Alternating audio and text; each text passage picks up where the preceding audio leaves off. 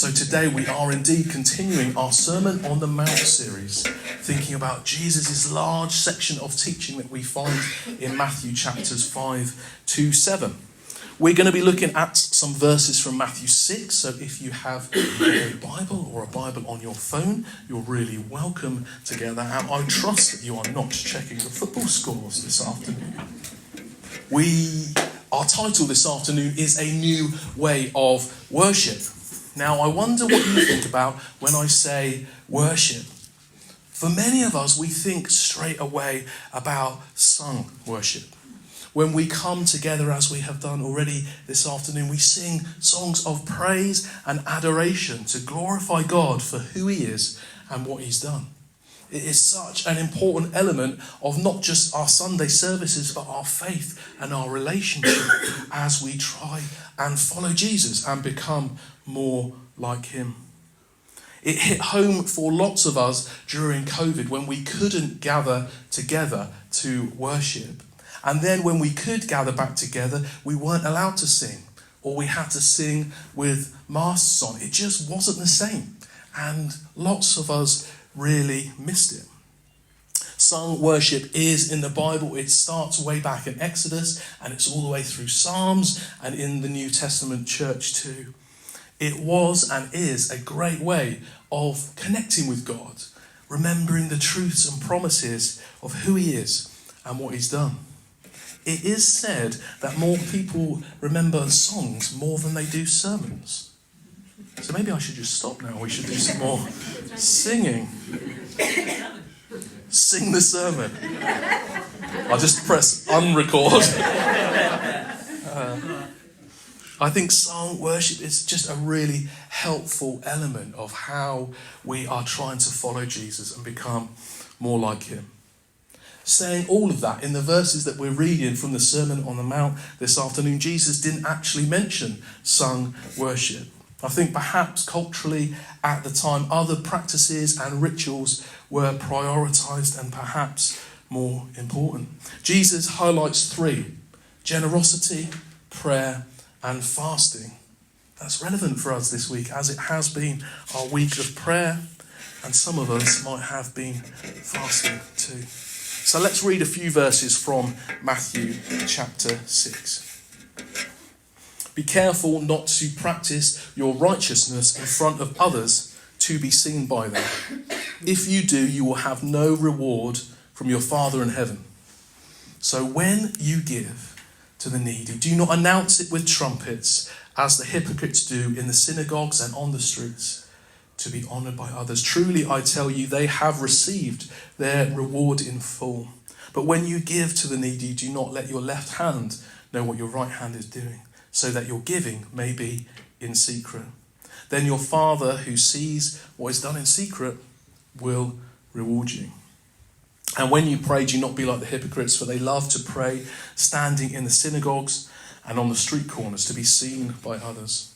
Truly, I tell you, they have received their reward in full. But when you pray, go into your room, close the door, and pray to your Father who is unseen. Then your Father who sees what is done in secret will reward you. Then down to verse 16. When you fast, do not look somber as the hypocrites do, for they disfigure their faces to show others they are fasting. Truly, I tell you, they have received their reward in full. But when you fast, put oil on your head and wash your face, so that it will not be obvious to others that you're fasting, but only to your Father who is unseen. And your Father who sees what is done in secret will reward you. Jesus is bringing a challenge here to the people who were listening at the time and for us too. Jesus was clear: when you give generously, when you pray, when you fast. That implies that all of these things are expected of us as part of our Christian faith journey. What does giving, praying, and fasting look like for you? Is it a private part of your discipleship and your personal journey of following Jesus? If it isn't, I want to really gently ask you, why not? And that might be a question that you need to explore and reflect on personally, yourself or with someone that you trust, or a mentor. Jesus' message about these things was loud and clear. It's about hypocrisy. Jesus describes these acts of giving and praying and fasting as just that, an act, a performance, as being a hypocrite. It comes from the Greek word, sounds very much like hypocrite if I read it, hypokrites, which refers to a stage actor putting on a show. Does our public worship match up with our private worship? Does what we do on a Sunday afternoon ring true to what we do during the week? Is our worship happening in a secret place, or is it only happening when it's on display for others to see? Generosity, prayer, and fasting should be part and parcel of our worship. It was clearly something that Jesus expected of those listening to this famous sermon. And I think it's something that he expects of us too. More than that, our challenge is that our private and our public lives have to match up.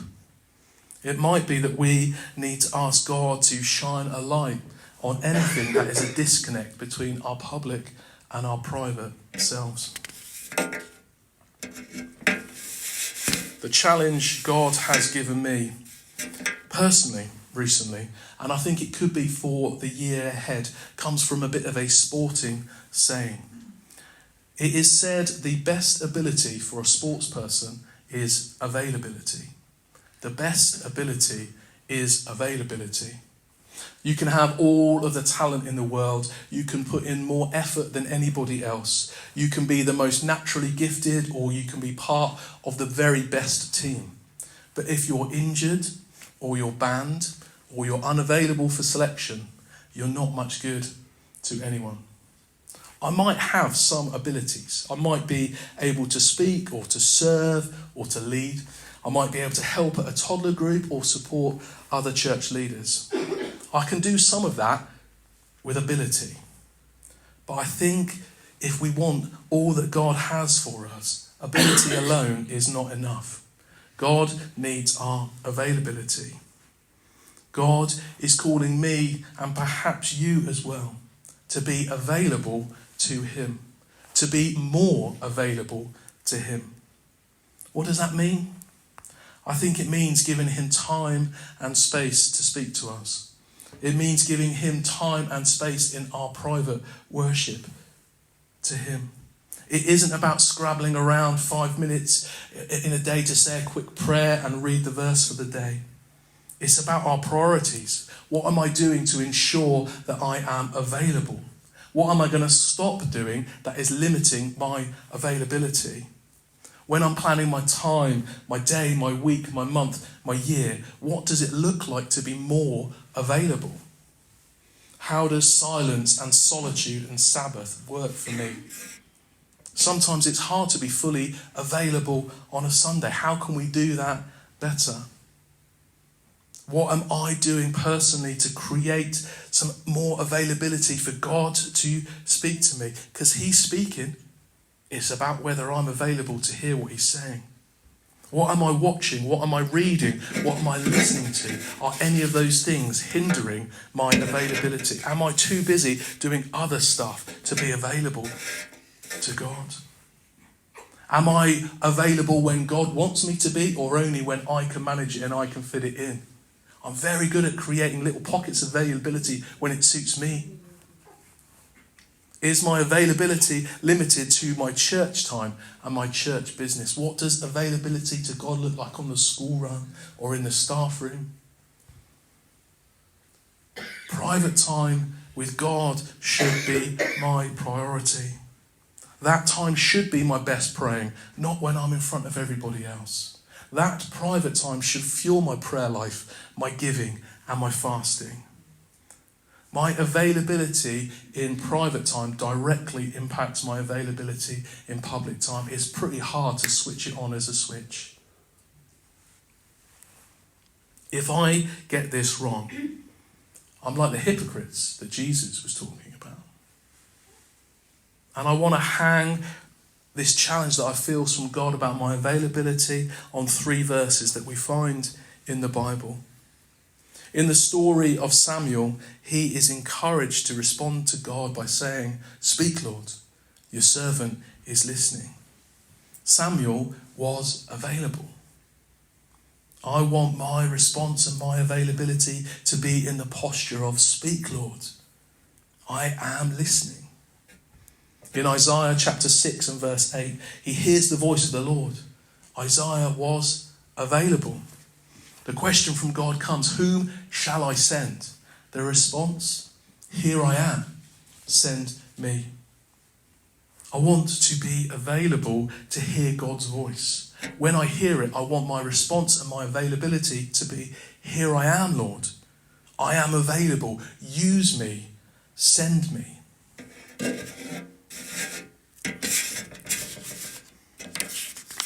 When talking about worship, and quite honestly, when I'm talking about lots of other things too, I just regularly find myself returning to Romans 12. I don't know how many of you have got those passages in the Bible that you'll just go to again and again and again. For me, Romans 12 is one of those passages. It says, "Therefore, I urge you, brothers and sisters, in view of God's mercy, to offer your bodies as a living sacrifice, holy and pleasing to God. This is your true and proper worship." My body, my mind, my soul, my time, my life, offered to God, available to God. And if I do that, how does God receive it? As an act of true and proper worship. So, to finish, God wants our sung worship. I think he loves it. Jesus was clear, our worship in private needs to match what we do in public. And our worship in public needs to match what we do in private. Our generosity, prayer and fasting should be with God in mind, not other people. But what is God calling out of us? He's calling us. He wants you. He wants me. He wants us to be available. He wants our quiet and private secret time. He wants our time of service and our time of family. He wants us when we're at church, and he wants us when we're in the community. He is calling all of us to give all of us. He is calling all of us to give all of us. Our challenge, make yourself available. This is true and proper worship.